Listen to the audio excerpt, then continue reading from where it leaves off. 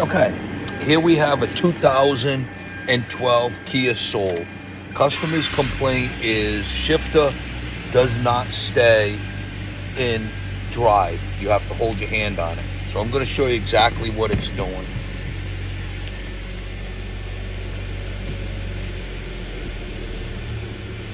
So it's in drive, but if you ever so slightly just touch it, it diverts right to neutral. Just pull back on it, it's in gear, but just touch it, see, it goes right to neutral. Even if you pull it back and just touch it again, it goes right back. So I'm assuming if you were to hit a bump on the road, it would go into neutral, and that could definitely be a problem. Customer said he had to drive it last night all the way here by holding the shifter.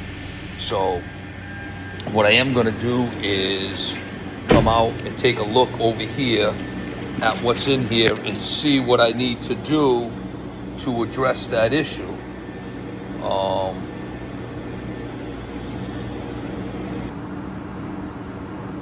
Okay, here's what we got going on with this Kia Soul. The shifter, we're having a problem with moving the shifter once I adjusted it, and I noticed this is the problem. This pivot right here has to spin freely in the ball socket. And if it doesn't, what happens is it restricts the movement of the cable. You're not getting the full swing because what happens is you're locking this in here, okay? And when it's locked in this position and this cable moves forward, you see how the whole cable moves? See it back there? Back over here, you can see it. I have it loose. I have the bolts taken out.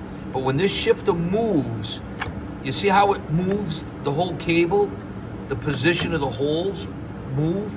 So what happens is when you move the cable, it needs to be able to go like, I'll use this as an example, like this. This pivot point, the pivot point right here needs to sit in that position, and then as the cable moves, it needs to stay local. So if it does this, it'll move correctly.